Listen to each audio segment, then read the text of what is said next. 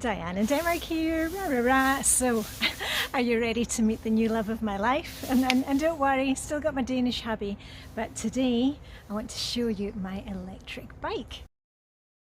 Right, here she is in full glorious colour. Let me turn you around and we'll take a closer look. I'll tell you what the bike cost, what I have of accessories, how I lock her up, and also if you've got a good name for my bike.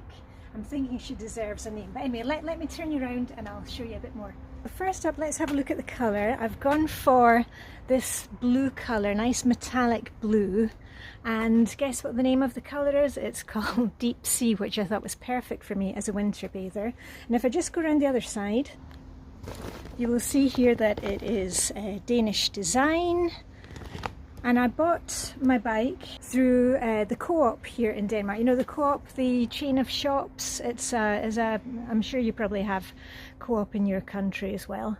And they have their own bike brand, which is Mustang, very good sturdy bikes, classic bikes.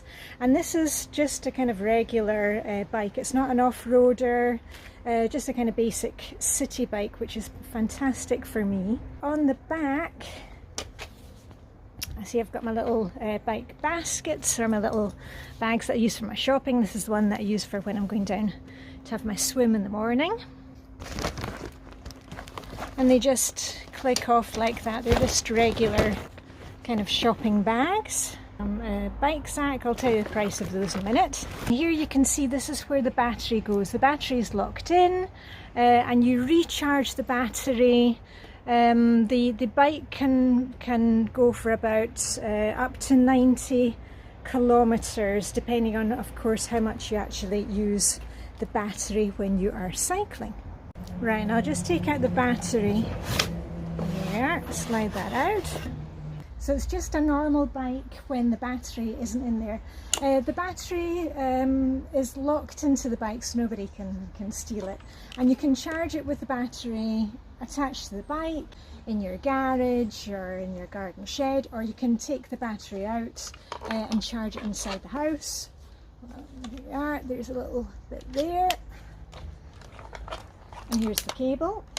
But the fun part is when, like me, you've got asthma, you're going up a hill and you've got a lot of headwinds. It's really fantastic when you can turn on the motor and you can feel it pulling you along. This one has a front motor. There are different kind of categories. You can get front motors, middle motors, back motors, depending on what you're going to be using the bike for. The more you use the motor, the more you're going to have to recharge it. But I found that I've recharged it like once or twice since I got it about a month ago, so it really doesn't take much electricity at all. Let me show you the top part. So when you're ready to use it with the motor, just going to switch on there. You've got a nice LED display and you can see you've got plus and minus there. This one in the middle is for putting on the lights.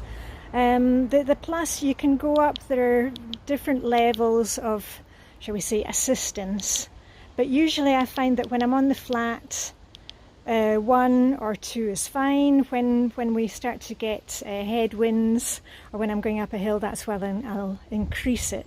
And you do kind of feel it pulling you along. And this system, the ones that we have here in Europe, they are driven by the pedals. So it's not going to suddenly, there's no throttle or anything. It's not going to suddenly move without you actually using pedal power.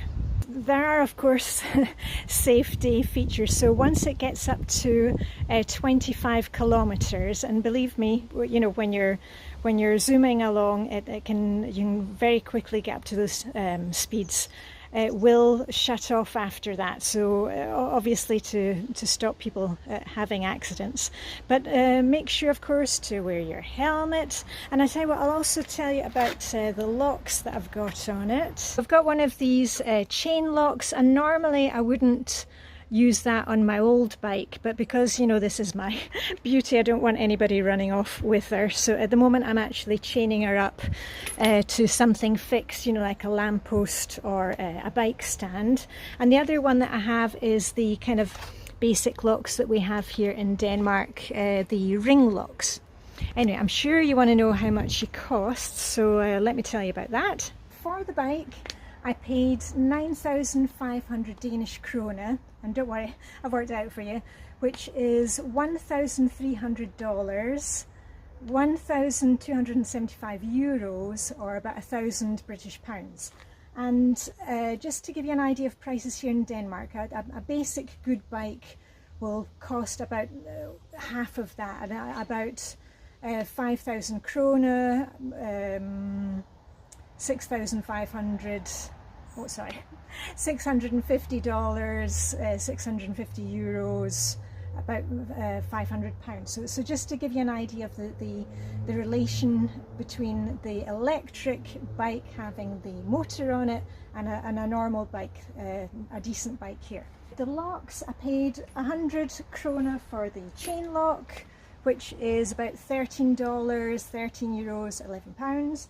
And then for insurance purposes, you must have a ring lock on the bike. That one was 150 krone, Danish krone, which is $20, 20 euros, 16 British pounds. I'm still looking for maybe some kind of a heavier bag to put on the side, you know, one that is more weatherproof, because I'm going to be using this bike a lot. But at the moment I'm using these shopping ones, and here's the other one that I use all the time, and you can fold these up and take them with you. These ones cost about 25 Danish krone, 30 Danish krone, which is $2.70, 2.7 euros, or £2.20 in British money.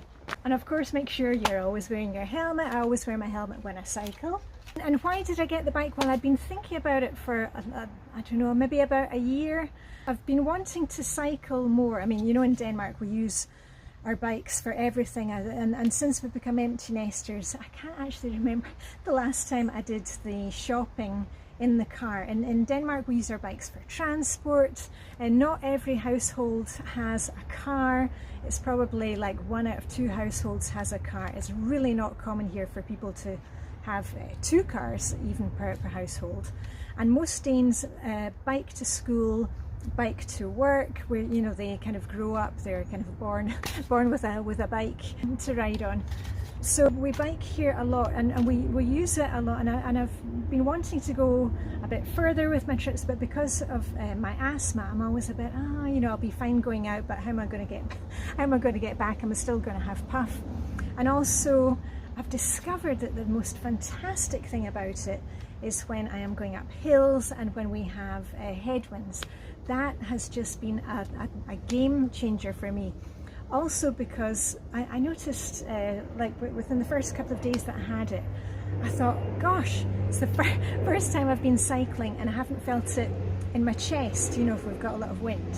Normally I'm fine cycling on the flat, but as soon as there's some wind, then I'm kind of puffing, and you know, because I like to bike quite fast. And I didn't notice that with having the ability to switch on the motor and give me a little bit of extra oomph. I'm doing longer trips, so I'm cycling more, but I can only feel it in the legs, not in my chest, so woohoo! I'm sure I'll be making more videos about this beauty. If you've got a good name for the bike, let me know. I'm thinking she really does deserve a name. And in the Alan Bradley novels, if I remember rightly, the bike was called Gladys, which is quite a funny name. Anyway, I'm looking for a good name for it. I'm thinking the name of the bike, the model of the bike is actually called Dagmar, D-A-G-M-A-R. But I think I want to call it something else, and also it's this beautiful deep sea colour, so I don't know what we'll call her, Ocean Princess or Sea Princess, I don't know. Anyway, if you've got a good name, let me know. Any questions about the bike, pop them down below and I'll try and answer them another time. But anyway, I'm going to get on my way. Anyway, all I've got left to say is live long and prosper. May the Danish biking hygge be with you, and I'll see you very soon with that ra ra ra. Okay, bye for now.